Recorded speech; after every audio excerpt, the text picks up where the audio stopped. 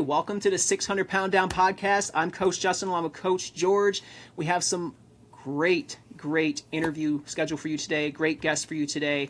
That is my pleasure to bring to the 600 Pound Down podcast. George, I'm super stoked. As always, when we have guests, it's like when they have a chance to talk, they have amazing stories, and I sit here thinking, man, what are they going to say next? And it's just, I have a lot of questions. That's why it's a podcast. And honestly, with today's guest, I'm just gonna brag on her for a second. This is the most high-profile guest we've probably have had up to this point. I'm very excited about this because she's gonna shed some light. She's gonna pull back the curtain a little bit, and we might see some things that we don't want to see, but we need to see them. Yes, really good stuff. And Katie, you and I have talked previously, and we're going to introduce her in a second, by the way. We've talked previously on what you talk about, and I could just talk to you for hours and hours and hours. But here we go. I want to just talk about who she is before we begin. Katie Talento is a Harvard-trained epidemiologist, naturopathic doctor, and former Trump White House health policy advisor, special assistant to the president, mind blown, who spent 2 decades inside a DC healthcare machine, then left to help everyday people and employers outsmart it. Katie, welcome to the 600 Pound Down podcast. Thank you so much for having me, you guys. It's exciting to be here. Yes. So we're going to have tons of questions, but in the midst of the questions, George and I both want to hear who you are. So if you can just give us like a quick 5-minute intro of your background, because our listeners deserve to know that, because again, who you are matters here, because you can speak with the authority that comes with your background. That's what I want that to be painted. So you can give me your background and then kind of lean towards what you do today, and I'll be asking, and George and I'll be asking questions along the way. Yeah, great. So I was born in Texas, but I mostly grew up here in the Washington, D.C. area, or as we call it, the swamp. And, I grew up like in Fairfax County. Now I live in Loudoun County. It's like the center of all sort of bad things happening in the public schools. But I went to public schools, and then when I got out of college, I was like, what am I going to do with my life? And I read this book called The Hot Zone. So I kind of was like, I want to go to Africa and wear spacesuits in quarantine towns and stuff. And so I studied epidemiology, and I did go to Africa and like try to work on quarantining towns and stuff. But there were warlords there, and I wasn't very diplomatic. And so I thought, you know what, I'm not cut out for like international diplomacy and human rights work. And so I came back, and I was just kind of living on Capitol Hill and innocently minding my own business, working with some inner city AIDS programs. And I had some friends who worked on Capitol Hill, and they said, hey, little Republican children don't grow up wanting to be public health experts, and we don't have any public health experts to work on this committee for this ranking Republican senator.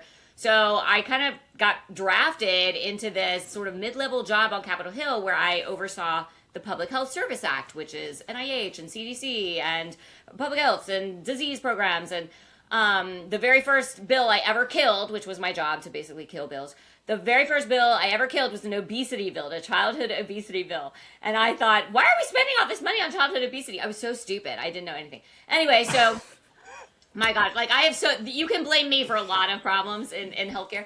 So, anyway, I worked on Capitol Hill in and out for a bunch of different senators and committees, and then I took a few breaks. I went off and ran the malaria control program for ExxonMobil, one of their service firms, and then and I was a nun for 2 years. I tried to run away to the nunnery and escape because I never really respected government. I was always trying to get out. So anyway, just when you think you're out, they pull you back in, and so I got sucked back in. And then from there, the Trump campaign was kicking off, and I had a friend who was working on the Trump campaign, and the next time I saw him, he was disheveled and chain smoking and sleep deprived and needed help, and so I offered to help him so he wouldn't die.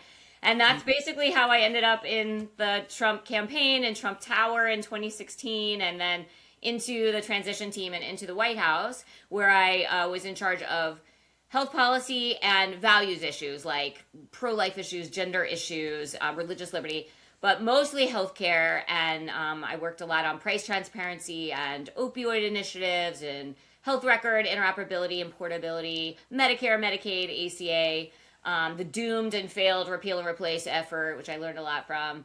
And also just got to see the pain that employers were experiencing. They would come, like the biggest employers in the world, in the country, would come and be like, help us, save us. We can't get our claims data out of Optum. And so I was like, if Walmart can't get their, what chance does any mainstream company have, you know? Right. So that kind of led me after I left in 2019, right before the COVID pandemic, thank God. And I was sort of looking out at the landscape. People with my resume typically just go shill for industry, and that was too disgusting, so I didn't want to do it. And so everything in healthcare out in the world was just sort of apocalyptic. Like, it was not inspiring, except this one little bright spot of building kind of really innovative guerrilla insurgent type health plans for, you know, kind of desperate employers who were tired of getting raped and pillaged by the insurance industry. So I started working on that and building health plans for employers, faith-based employers. I also helped run the trade group for healthcare sharing ministries, and I became a naturopath because I got kind of radicalized during COVID. And my whole career up to this point had been like vending machine diets and, you know, Diet Coke as sole hydration. And so I was like, my sister got really sick with colorectal cancer and she died. And I was like, it was a horrible death. It was horrible to watch. It was a horrible experience. And I said, that's never going to happen to me. And that was the beginning of my health journey. And since I was studying so much, I thought, why not get a credential? So I became a naturopath. And then last year I started my Substack, All Better with Katie Talento, at katytalento.com. And so that's pretty much what I've been doing. I wear a lot of hats. Wow. Well, that's incredible. I'm trying to digest everything you just said because you shared a lot of great information there. And I have a lot of questions just to kind of bring some clarity. I'll probably rabbit trail on a few things. I'll definitely want to follow the lead on what you're wanting to talk about as well.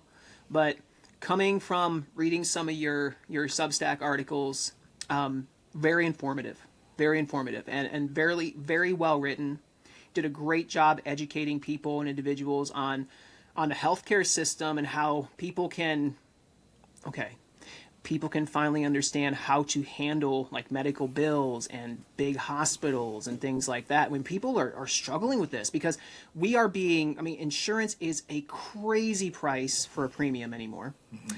And then if you go to a hospital, you're paying a deductible. And on top of that, not all that could be covered. I mean, they're going to bill you some additional pieces as well because there's some of these, what do you want to call me? There's secret codes that we're not aware of, or there's certain things that they can bill you for they don't need to bill you for. All that stuff is we're ignorant towards as a country. I do believe that.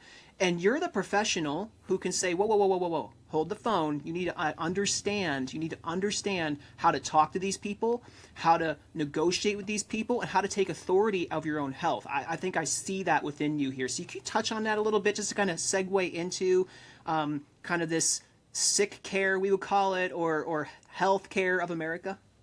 Yeah, I mean, I think it was Secretary Kennedy that said, he was being asked about how do we lower healthcare costs, which are skyrocketing. I mean, the healthcare industry is a multi-trillion-dollar industry. It's a fifth of the economy. It's eating our economy. It's stealing the American dream from the middle class. The average family of four insurance coverage is now more than a car. It's, $28,000 a year. And if you're not paying that, or you're paying maybe 2/3 of that, and your employer is paying, or you're paying a third of it, and then your employer is paying 2/3, that's still like 20 grand your employer's paying for every employee. I mean, they may not even be paying much more to the employee in wages than that. If you're a minimum wage, entry level work, it's crazy. So this is totally unsustainable. So Secretary Kennedy was asked this question: how do we lower healthcare costs? And he said, well, need less healthcare. And so that's actually kind of really speaks to the nexus of what I'm trying to do, is that yes, we all end up in the healthcare system sometimes, and especially for emergencies and urgent care and issues like that. But I think it's something like half of the country has a chronic disease and 60% has more than one. So we're all getting tons of care, and we're all going to end up in the system somehow. And so I also really, really want to help educate people about how they can avoid being just raped and pillaged by this industry. And there are ways, I mean, truly, the best way is to stay out of it. So, to the extent that you can take absolute agency, no doctor is coming to save you from your health conditions. Washington is not coming to save you from your insurance problems. And so, the real, solution is to radically embrace health and agency and power over your health. And to the extent that you can, stay out of that system as much as possible. Great. But all of us are going to have to face medical bills at some point. And so I do really try to help people. There are ways to kind of avoid getting completely pillaged if you think about things in advance and do a few little homework exercises that I'm happy to walk through. Yeah, and I would love to include that link to your Substack article there, where I was just like, so when I listened to that and I read it, listened, all the things with it, as that was going on, my head was exploding because you make it sound so simple, and honestly, it probably is. But here's the thing. As a American consumer in healthcare, because I have health insurance, and I sometimes had to go to a hospital in the past. It takes a lot of confrontation. It takes guts, George. It takes boldness to know your rights, to know the system, and to challenge a doctor or a medical professional. And that's not easy to do, because I can sense they're professionals, and most Americans will shrink back like, oh, I trust them. That is that's a struggle. And so you have explained that very well on your Substack there, and I'm going to include that link in the show notes. But can you touch on that just maybe briefly on things you learned?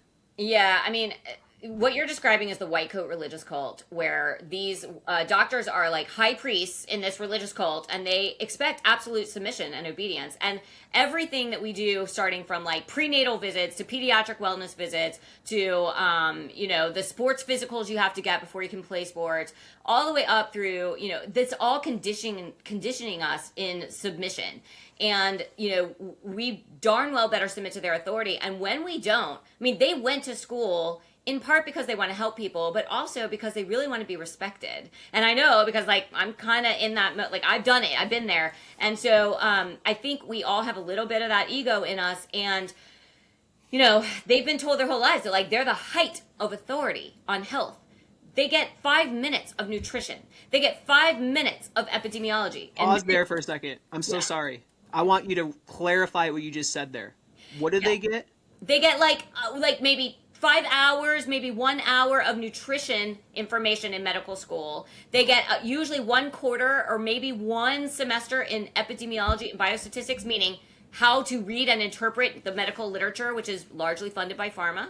And so they claim to be these big experts and authorities, and they mock you if you've done extensive research into your own conditions and read a bunch of studies yourself. Like, they mock you like you don't know it. Please. And so, I mean, just last week, I think HHS came out and said, hey, some medical schools have volunteered to like add actual nutrition education to medical school. It's 2026. We've all been dying for generations of diseases caused by bad nutrition. Like, thanks for figuring this out, for waking up. But I mean, so I wrote this article on hospitals as Soviet-style totalitarian hellscapes. And one of the things I was talking about in there is like, when you challenge these people, and I'm not talking about just the white coats, the nurses too. They sometimes are worse. When you challenge their authority, when you question like, why are you putting this fetal monitor on me? I'm completely healthy baby, woman giving a baby. Like, why do I need to all this machines hooked up to me? Like, I'm a mammal. Mammals know how to do this. Like, I'm built for this. They absolutely freak out. They start coercing you. They start threatening you. They start fear-mongering you. If you say, I don't want to get this procedure, they're going to walk you through all the ways you're going to die. It's ridiculous. How many of these doctors and hospitals actually have cured or reversed or healed the majority of the diseases that are killing us? They can, if you come in with like strep throat, they can suppress those symptoms and make you feel a lot better. They can't tell you why you got those symptoms, why your body was trying to do that, what it might do if you suppress the things it was trying to do to fix you, to detox you, what it might do instead. They don't know. And so you're going to feel better, sure. But for most of the diseases, not the like quick antibiotic type diseases, most of the diseases, they can't cure you. They can't heal you. They can just suppress or mitigate symptoms, maybe manage the decline that your disease is causing, slow it down a little. But I mean, the real things that will reverse or heal you are things that are massive lifestyle changes that they don't even learn in medical school and they don't know much about. So we need to stop like turning over our entire. We come in with this like victim mentality.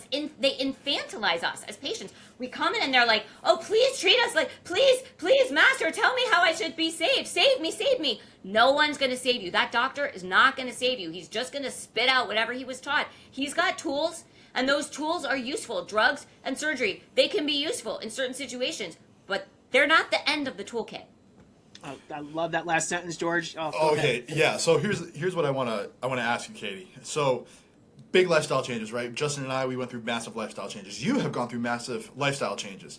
Why, when we go to the doctor and we have obesity onset diseases or our lifestyle is promoting something in our bodies that could easily be mitigated by these changes, why? Because I want to hear you say it, because I'm loving the way you're talking right now.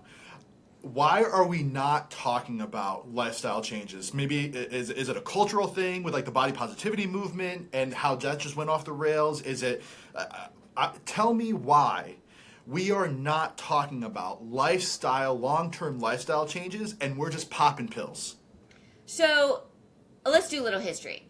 The white coat, I would say, religious cult started around the 1930s and 40s, but before that, the word doctor comes from the Latin word for teacher, okay? It's not like prescriber of symptom-suppressing drugs. That's not what it means in Latin. It means teacher. And so back in the day, you used to have massive schools of homeopathy. You had lots of naturopathic doctors, osteopathic doctors, who really did focus on food, lifestyle. You know, the very first treatment centers for tuberculosis and infectious disease what were in like Colorado in the mountains in the fresh air. They were called sanitaria, and you would take people there and like let them breathe free out of these disgusting crowded cities, which is how they'd gotten tuberculosis. And so it used to be that people would come to your house and they would assess your house. They would see how you're eating, how you're living, what your relationships are like, what your environment was like, and they would manage their like recommendations on the basis of that. In the 30s and 40s, the Rockefellers and the American Medical Association, which was a very small, boring, obscure society, got together and said, you know, we really need to find a profitable use of the byproducts of petroleum because we're an oil company and we're in the oil industry. And they discovered that some of these petroleum-based products could be sold as kind of like pharmaceuticals and snake oil products. And, you know, maybe we can, and so they commissioned what's called the Flexner Report. The Flexner Report, I believe, came out in the 40s. I could be wrong on that. And it basically said it evaluated all these medical schools, whether they were homeopathic, naturopathic, osteopathic, or medical, allopathic. And they said, you know, there's no standardization here. Like there's no standards of medical, and there's snake oil guys out there, and there's quacks, and people are getting screwed. And so we gotta like impose top-down standards. And by the way, the standards are gonna be you prescribe petroleum-based products. And so that Flexner Report went viral to the extent that anything went viral in that day. And it really caused states and state licensure boards to spring up and to start shutting down the homeopathic, the naturopathic, the osteopathic schools. I mean, in the UK today and in Great Britain, homeopathic care is 12% of all care. Like it is very different and viewed very differently than we do here in the US. And this history is a huge reason for that. So they actually launched a legitimate assault on the teaching function and the lifestyle interventions and recommendations in favor of intentionally, for reasons of profit, in favor of petroleum-based pharmaceutical products. And this, I imagine this has only gotten worse as time has gone on. Yeah, there's a cartel called the American Academy of Medical Colleges, AAMC. Okay. And they used to lobby me all the time because they wanted more money and blah, blah, blah. And so they are closely linked with the American Medical Association, but what they are is they're the trade group for all the medical schools. And they have a vested interest in like not having any more medical schools, right? Because the fewer doctors there are, the more scarcity that we can provide. And but But let me tell you, there have been many, many efforts over the years to start new medical schools. Like lots of states want to start new ones, and groups want to start new ones, and they won't. They're like a cartel. They will not allow. They will fight like hell in their state licensure boards and in their state licensing apparatus and with their state legislatures to prevent these schools from being started, like so that we might address either the total lack of diversity. So you can't have any diversity in these schools. You have to follow the curricula laid out by AAMC. And by the way, who's funding these curricula? You have like the pharmaceutical companies that are coming in and funding curricula in medical schools. Well, great. Like, what do you expect they're going to learn? And so then they come out with these limited tools. There aren't enough of them. So all of us have to wait like 6 weeks just to get our 7-minute visit, 7 minutes on average with a primary care doctor. And, most doctors aren't even going into primary care because why would you? It's just like 7 minutes of referrals to high price revenue streams for hospitals. That's all you're doing anymore. And so like, we just had this scarcity of people. They're put through this very standardized machine. They're brainwashed. They're gaslit. And then they're told they're like priests that everyone will bow down to and submit to, and they stroke their ego, and they're like the highest trusted authority in our society. Of course, why would and then you're going to get paid a lot. Well, if you have more of them, supply and demand of labor, their salaries might go down, and they can't have that. So the AAMC tightly controls this sort of supply and demand of medical labor. So I remember watching a daily. This was about maybe 5 or 6 years ago. You were on a Daily Wire podcast. I remember watching this, and you said a phrase that's rent free in my mind. Everybody needs to get paid. Everybody needs to get paid. So I want to give you a case study. This is a case study of a real person, but I'm not going to reveal the person's name because I don't know how far this is going to go, and I don't want to get them in trouble. But this is a blue collar worker. This blue collar worker has a genetic condition, right? This is not something that can be mitigated by diet alone or exercise alone, and so they are on a medication. So they are on this third party healthcare insurance. Their insurance deductible is $2,000. Okay, so by the way, that's kind of low. P.S. That's low. Yeah, that's low. I wonder. That's low. So this person goes to get a 3-month supply of their prescription. The insurance company is not going to help until their deductible is paid. Obviously, their 3-month for this prescription is $1,700, and they're blue collar. This is middle class.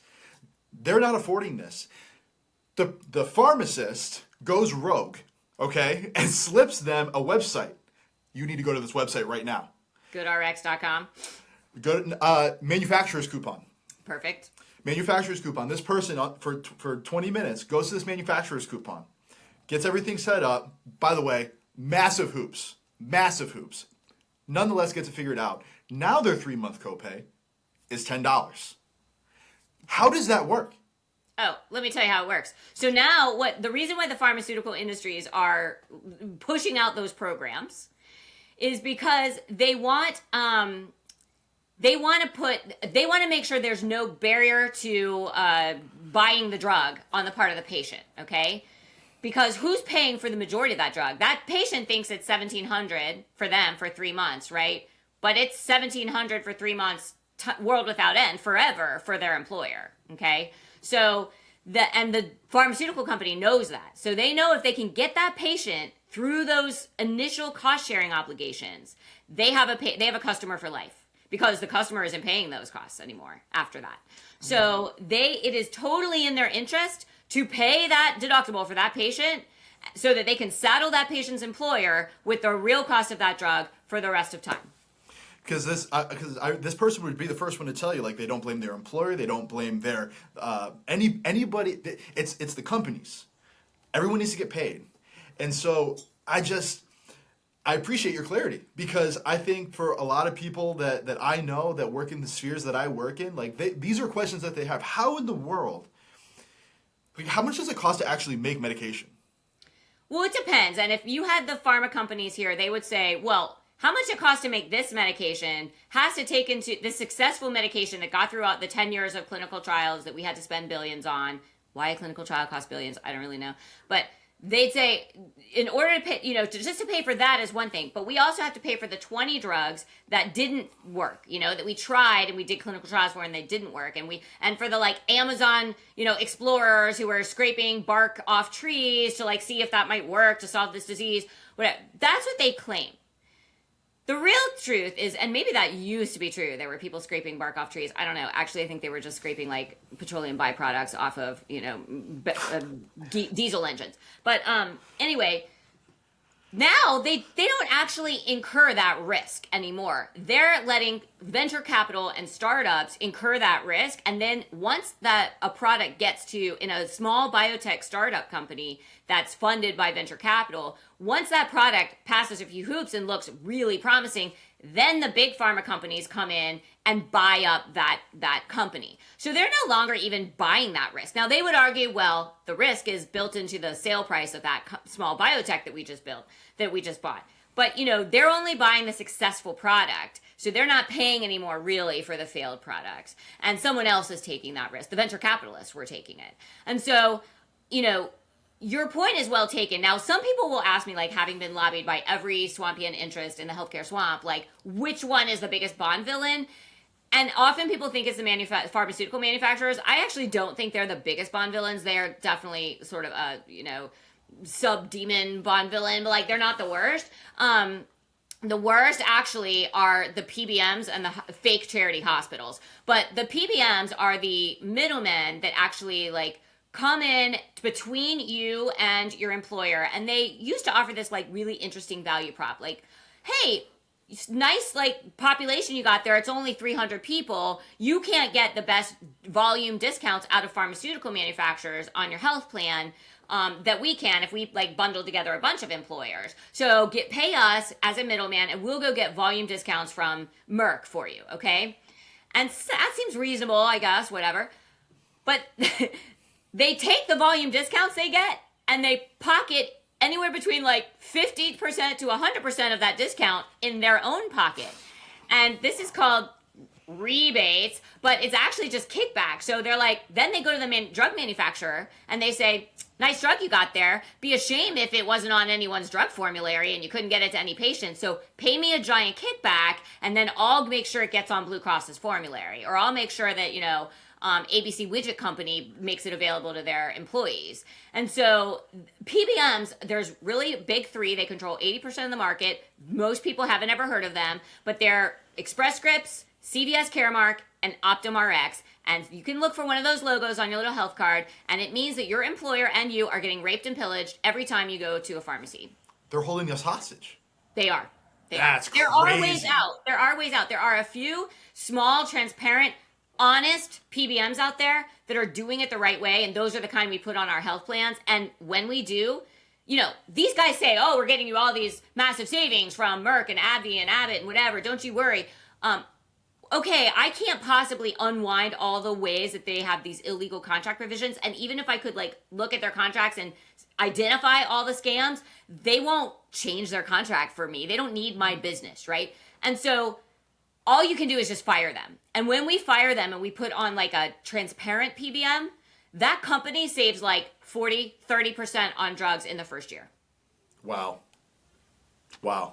I need to say, so what I'm observing here and the overview of what I'm hearing is they are getting paid as we continue to be sick. Of course, everyone in the Be it with healthcare industry does. medication, be it with tests, be it with hospital visits, be it with any type of primary care. So we are basically the puppets that play into the realm of them becoming rich. I'm just so curious on how did this dark world erupt? Like there's obviously some spiritual element to this as well. There's as you're aware, as a Christian, we're aware that there's a spiritual world involved, and deception is key here, and also selfishness, ego, pride, right? It's all the issues of the flesh that are at play here.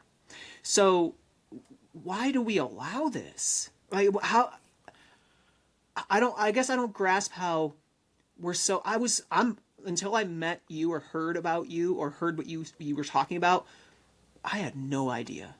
It's like the light has been shown, like turned on in the room, and I'm finally like, whoa, there's another world out there, and it's not all in our best interest. It's not for our best interest, right? Yeah. We talk about Ephesians, the book of Ephesians, where it talks about powers and principalities. And whenever I think about the powers and principalities of this world, I think about the pharmaceutical industry, honestly. And it's funny because I I went to grad school years ago with the now FDA commissioner, and we've stayed friends over the years. And when he was being considered to become the FDA commissioner, I said, buddy, you better get right with God, because you are about to take on the powers and principalities, and they will come for you. They will kill you. They will literally kill you.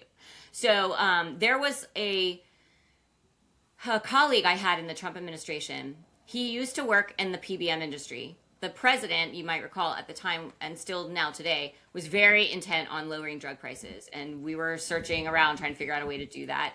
And the Department of Health and Human Services hired this guy from the PBM industry to come in and try to come up with some ideas. And he basically put together this plan that would probably cost the pharmaceutical industry a lot of money, and the PBMs a lot of money. He died mysteriously.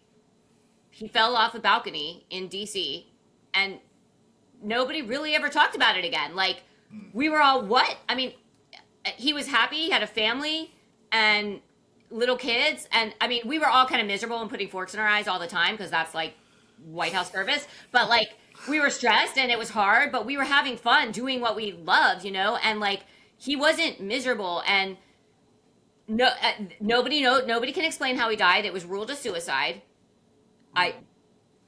These are powers and principalities. And so you ask, like, how has this happened? How this has happened, I don't think there's, I mean, apart from like Satan, I don't think there's like some human designer out there who's been like, I know what I'll do. I'll put together this giant system that will screw everybody and kill everyone. You know, they don't want us dead, because then we're not customers. They just want us to be sick for life, so that we are customers. And it's not that like there's some guy with an evil mustache in the back of a pharmaceutical industry. Like, they tell themselves stories too. The fake charity hospitals that are like raping their communities, they tell themselves stories too. And the pharmaceutical companies, they tell themselves stories. There's all these stories that like, we're really helping people, we're really saving people. Nobody thinks of themselves as a villain. And when you're talking about an industry that's this big, it's a fifth of the economy, there's no one way to fix it. Like, so, and the people who would fix it, who like actually could fix it, I guess, is government, maybe. But I would argue actually employers have the most power, but maybe government. You think about, there are 4 or 5 lobbyists for every member of Congress that the pharmaceutical industry sends out. So that means like we have 535 members of Congress. The pharmaceutical industry is the #1 lobbying industry. They spend the most. This has to be reported publicly, lobbying spending. And so they are the #1 spenders on lobbying, and they are the #1 above the 2nd, 3rd, and 4th combined. So like, they're putting tons of cash in politicians' pockets. So then, well, those politicians are so corrupt. It's not even that obvious. So like, I was lobbied by these people. I was taken to like steak lunches by these people. And it's not that I was corrupted. It's that I would take their phone calls, right? So when someone gives a lot of money to your boss, who's an elected official, and they've been a donor to the campaign, what that means is, if they call that member of Congress's scheduler and they say, hey, I want a meeting, basically what it means is, I get told, Katie, meet with this guy. Katie, pick up the phone and meet with them. And then I'll go to lunch with them and I'll become friends with them. And now I'm friends with them. And so they get to frame the issues for me before the patient groups do, before anyone else does, before employers do. We never heard from employers. They have bigger problems. Like, they almost never come to Washington and tell us what's going on in their health plans. They don't even really understand what's going on in their health plans enough to lobby for policy. And so, you know, we would just have the issues framed for us. So when there were efforts, like, say, by Bernie Sanders to try to, like, cap the cost of drugs, we would have had that framed like, oh, there's going to be all these cures that won't come forward, all these rare diseases that we won't cure. And so we would believe those talking points. We believe it. In fact, one of my former colleagues at the White House, he went out, remember, when we leave, our resume qualifies us to shill for industry. After he left the White House, he went out and shilled for the PBM industry. And he put out this op-ed in the Wall Street Journal that was literally like verbatim the talking points, like one pager that I'd seen from the PBM industry. And I was so enraged by this. It's just so disgusting. But he doesn't think he's evil. He believes it. We have to tell ourselves that. I have a question for you, and what you're saying here makes me think, two questions, really. It's like a two-parter. Do people think you're crazy because of what you're standing for? Because it is, this is like opening up the blinds and kind of peeking in, because the room has been closed for so long. And secondly, are you fearful for your life because you're bringing out the reality and exposing the darkness in the midst of what's happening right now? So tell me a little bit about that. So not right now, no. I think I don't feel fear for my life right now over these issues. When I was in the White House, I was on all the wrong enemies lists. Not so much, or all the right enemies list. Not so much the pharmaceutical industry, but like Planned Parenthood. So those guys hated me. But really, the pharmaceutical industry like wasn't coming after me. I don't think the hospitals hated our guts because we were making them show their prices, and I was leading that charge. So they were very like jacked up about me then. But usually these industries, you know, any policy is always a team sport, right? So there were like 10 of us working on this. That I might have been in charge of the policy running that team, but there's a lot of us, and so it's hard for them to like nail down exactly who's doing what. Unlike my friend the FDA commissioner, who like is a very public face of what he's doing. So yeah, I mean, there have been stories of people, whistleblowers, who've been harmed, and so but I'm not exactly that. I'm helping employers like 5,000 lives, 3,000 lives, 30,000 lives come out and like change their PBM and restructure their plan design so that they save money. Like, and there are other advisors, benefits advisors out there doing that same thing. So I'm not exposing anything that like savvy people in the industries don't know is true. And so I think it's just that the lay people don't know these things are true. I get you. Any information like this, as you're saying, is something that we don't really identify until somebody tells us. But when you start speaking, I mean, I've heard stories of people who started speaking up about different topics, more natural approaches, coming against and going against the norm. Suddenly, their algorithm on socials have gone down. Like let's talk about COVID vaccine real quick, okay? 100%. So we bring up COVID-19 starts to happen. People are getting this vaccination. Someone who speaks up and says, whoa, we have rights to say no and to deny this service. We don't want a vaccination. And you have people who say we do. And so there should be a pro-choice in that situation. And when people start speaking up about this COVID vaccine, how the side effects could harm you, how it could cause premature death, you named the symptom, you named the result, but then all of a sudden they're muted. You're not seeing these people anymore. In fact, they're hiding them from Google. They're hiding it, and you hear about people losing their lives because they go against the norm. That's just scary to me a little bit. There was a reason when I was first looking into sort of natural health and getting some sort of credential. I wasn't sure. Do I want to do an osteopathic medicine? Do I want to do homeopathy? Do I want to do naturopathy? I don't know. I picked naturopathic medicine because my state does not license naturopaths, and I did not want to be subject to some totalitarian licensure board.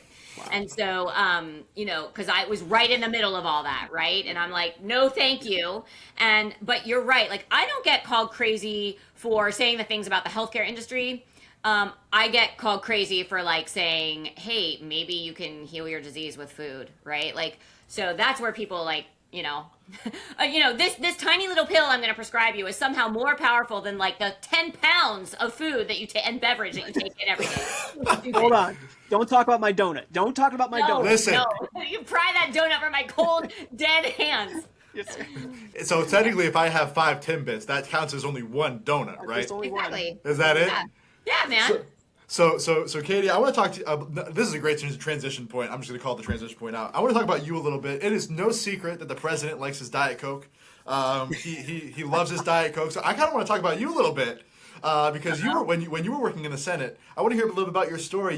You were not necessarily eating the best during that period of time. Tell us about that a little bit. No, I like to call my career a food desert. So essentially when you have like certain jobs, and this isn't because I had some fancy job in the White House, lots of people have like super stressful jobs in an isolated location where they like, and it's so stressful and it's so many hours that even though there's no like healthy restaurants or food options around you, like you also don't have time to like shop at Whole Foods and your local farmers markets and prepare all your meals and bring them to work. So we had like, and the Department of Health and Human Services, I did not work there, But we had friends. I worked with everyone who worked there. They're in like this horrible food desert. Like we call their building the bomb shelter, and their like cafeteria is god awful. I thought for sure that Bobby Kennedy would come in and fix the cafeteria. Would be the first thing he did on day one. It's still not fixed. It's still disgusting.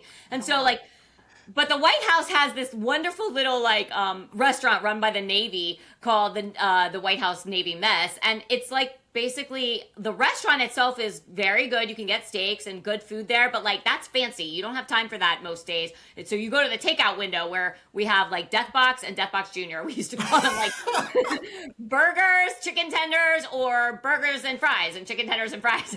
So anyway, they were lovely people, but there was nothing organic, and there was no time anyway. So I'd like run up to the takeout window. Oh, and they had the best thing about the White House job that I thought at the beginning was there was like free Diet Coke fountain all day. It's your challenge, baby. Constantly running over to the West Wing to get my free Diet Coke constantly every day. And so it was disgusting, but that was it. I mean, the White House, like this started when I was a kid. My dad was hooked on Diet Coke. Before that, he was hooked on Coke. His doctor said, "Oh, you're fat, so you got to get off the Coke." So he switches to Diet Coke, still fat, and still to this day. And then his mother was hooked on Coca-Cola. I had pictures of her like, sucking down her like glass bottles. So in her like 4-foot frame. I mean, I call it a generational curse. So I was like drinking Diet Coke from junior high all the way to, like 5 minutes ago when I tried to give it up. So, yeah, and it was really soul hydration. Like, I'm like, oh, it's mostly water, right? Okay. And I didn't die, so it must have been enough water all these years. And, but it was really like bad. So that's just the Diet Coke side. And then the food side is just, there's just no time, and there's nothing like, and sometimes, most of the time of my career, I was too poor to like, eat anything fancy and go to fancy places every day. So, and I used to make fun of organic food. I thought it was just stupid hippie stuff. And now I'm like, then when I started to get smart and I did a glyphosate test, I am literally off the chart, like beyond the measurement of the chart. Like they can't tell me how high my glyphosate is because it's above their range. So I'm like drowning. We're just drowning in pesticides. So this has been my life. Is there any like surprise that I had, like obesity and pain and all kinds of problems like brain fog and memory issues and God knows what else, processes, infertility, all these processes that were going on in my body. And so, like changing my diet has dramatically changed. It can't undo infertility. I'm too old now. And God knows like what else, what else is done to me, having all that, like, these are designed to kill plants and to kill life, like coursing through my microbiome. So we don't know, and most people don't know. And the fact that organic food is not what we're serving in, school lunches, is not what we're serving in all the government-funded places like prisons and hospitals and schools. It's just in nursing homes and veteran affairs homes, and it's disgusting. I'm very blessed to be able to do what I do. So I'm a butcher by trade. So amazing. I all of our meat at the store, and shout out to my boss, only USA grown, because for those of you who don't know, if it says USDA inspected, it doesn't necessarily mean it's from the United States. And they just actually opened up Panama, the country Panama again, to start importing meat back into the United States. So horrible. USDA, horrible. I could go on and on. Yeah. So it's all USA beef, pork, chicken. I'm helping my friends butcher some of their homegrown chickens from chicks in the summer. I'm about to go get some farm fresh eggs today. And the community that I live in, like that's the availability that we have. Farmers, dairies, chicken, all of it. But what I want to talk to you about, Katie, is you kind of quickly bypassed it. You talked about the infertility. More often than not, when Justin and I do 600 pounds down episodes with guests, the obesity, the effects are the symptom of a greater problem. If I may, can we talk about just how you overcame mentally and just emotionally this infertility that you quite honestly openly speak about in a lot of your stuff? Yeah. So, I didn't find Mr. Right until I was older. And so, and I was a nun for a couple of years. So what's going to happen there? And, I didn't know this was happening, but I should have known because I had period symptoms from the very first period I ever had that were crushing and debilitating, and like many girls and women do. And we're just told like, oh, it's such a, like, too bad Eve ate that apple. Like, she was such a bitch, you know, like, okay, you're right. I'm just cursed, I guess. Thanks, Eve. So we're just told like, suck it up. That's the original sin. Sorry, honey. And here's a birth control pill. It'll make you feel better, and it does make you feel better. And so that's part of the problem. Is that similar to kind of some other drugs that we're given, where it just suppresses symptoms. Your body is on your team. Your body is not trying to kill you with some debilitating disease. It is trying to save you. So when you have symptoms, whether it's a fever or it's throwing up or it's eczema or whatever it is, it's trying to detox. It's trying to restore you and to restore homeostasis. Those symptoms that I had, whether it was, you know, intense inflammation driven, you know, debilitating endometriosis or whatever the hell I had, right? Whatever it was, my body was telling me something important. And what it was probably telling me is that you're being chased by a bear. That's usually what we're being told. When we go into like, and I think our society today is so unhuman in how we live that we're putting most children into their adult lives, throughout their lives, into low-grade fight or flight, sometimes not so low-grade, fight or flight their entire lives. Our bodies are meant to like run from a bear, and when we're running from a bear, we're turning off detox, restoration, we're turning off fertility, we're turning off anything that like isn't essential to escape the bear, right? So we turn that stuff off, digestion, we turn off that stuff while we're running from the bear. We're meant to like escape the bear or die, right? Either way. And so if we escape the bear, great. All those things come back online. But they don't, because we're never escaping the bear, because the bear is in our Instagram account. The bear is in our job. It's our boss. It's our husband. It's our mother. It's, you know, it's so when we never escape the bear in this like hyper stimulated, hyper conflict ridden, super socially isolated world, and you've got a bunch of women who are like living unnatural lives, like, what is natural about a woman like waking up before the sun, going into an office, sitting under fluorescent lights, being in stressful, like adversarial conversations all day, experiencing stress and deadlines and craziness, and not being around her family or anyone she loves, and then going home after the sun has gone down, and then sleeping for 4 hours, and not eating real food, just eating out of a vending machine when she can? Like, nothing is biological about that. So of course her biology will like shut down, right? It's not safe to have a baby right now. Like, you're clearly, there are savages from the next tribe over trying to burn down your house, because that's what it feels like on the inside. That's how your autonomic nervous system is reacting to all that. So of course we have massive infertility in women, massive infertility in men. The sperm count has been cut in half since 1970. It's going down by 1% every year. This is a global problem. And we say, oh, you know, like, well, what are we going to do about this? I mean, well, like the amount of things in our lives that are unhuman, that are unbiological, is so dramatic that we'd have to literally change everything. And the beautiful thing about COVID is it started to get people back into a little bit more biological lives. Like, yes. You probably were able to move to the country. I was able to start working from home. Everybody was like able to be with their families, start cooking, doing sourdough. Like, I met my Amish farmers, you know, like, so it's unbelievable what COVID helped us do, but we need to continue that radical transformation so that like our bodies start turning back on digestion. And that's why we're seeing these diseases of digestion, right? Gluten allergies and inflammation, and they're all fight or flight diseases. It goes deep. It goes deep. And I like, there's a point of there's a phrase you say, living like a human. Yeah. That I've heard you say on multiple interviews and of course in Substack writings. But what you were communicating a moment ago, man, we're more unhealthy than ever. We don't know too much about the gut microbiome and how your immune system really kind of starts in the gut. Right. We don't really understand that there are foods that are inflammatory foods that are causing us to stay sick, get sick, and become more sick.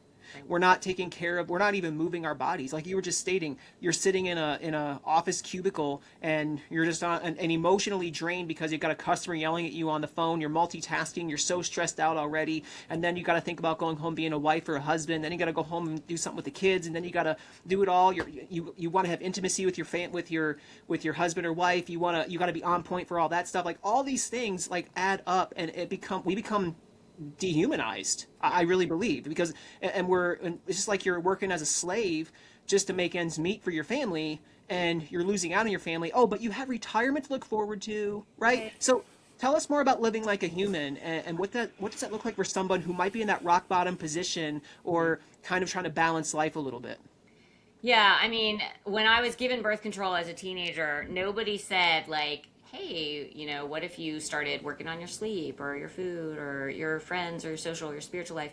And like, nobody ever said that. They just kept filling the scripts every year after year after year to help mitigate my symptoms so they were less debilitating, slightly less debilitating. And so I could like function and continue in the cubicle every day. So by the time I was ready to have children, and I went off birth control, and, at that point, I'm not saying birth control causes infertility. What I'm saying is that it masks the causes of infertility and allows you to function with those causes in full force without ever addressing them, so that they fester decade after decade until you're ready to have kids. And now they've been festering for 2 decades. So, like, that is really what happened to me. And even when I was being treated for those symptoms, when I was trying to get pregnant, even then, no doctor said to me, Katie, stop eating junk food. Get off the Diet Coke. You have to sleep 8 hours a night. Nobody said that to me. They just said, you're infertile, world without end, sorry, can't cure you. And, I don't know if I would have been able to have a baby then. I don't know. And God had many plans for me and my adopted children. And, those plans are still playing out, and it's beautiful and important, but everything for a reason. But I would say to anyone right now who's like living the life that is causing your infertility, or maybe causing your infertility, probably is causing your infertility, the first thing I would say is we do have species specific requirements. I look at my cat, she's obese, as I've mentioned, but cats are they're carnivores. They're not going to eat lettuce like a rabbit will, right? My dog is an omnivore. He can eat like disgusting rotted food and he'll be fine. And so, like, everyone has species specific requirements. Our species specific requirements are different than a horse's when it comes for sleep, right? Or a cow. Like, they sleep differently than we do. We need 8 hours for women, 7 hours for men, and preferably 9 and 8, preferably. That's what we need to be optimal. We need to see the sun in the morning without glasses or a window. And that sunshine on the retinas triggers all kinds of vitamin D production. It stabilizes your cortisol. It makes your hormones come online, your sex hormones and all the other hormones come online at the right times of day. And so, like, women's fertility is both daily and monthly. Men's fertility is daily. They have cycles throughout the day that they need to be triggered into the sun for. And so whenever a woman comes to me and says, I'm having trouble getting pregnant, the first thing I address is sleep and that first sunlight. So you need to have sunlight. We need to recharge like a human with our feet on the ground and our electrons, getting electrons from the negative ground upward and coming out our heads as positive charges. So we're a battery. That's really all that's why we're all water, because it's so conductive. And then we also need to fuel like a human, right? We need to drink water that isn't poisoned. We need to eat food that our great-greats would recognize as food and could actually have made in their kitchens. And, we need to move like a human. We need to be walking and occasionally sprinting. And we need to be lifting and gardening and all the things that humans do. And we need to pray like humans. We're the first society ever in human history that is largely pretends to be unreligious. We are religious. We're just not, we don't realize what we're worshiping.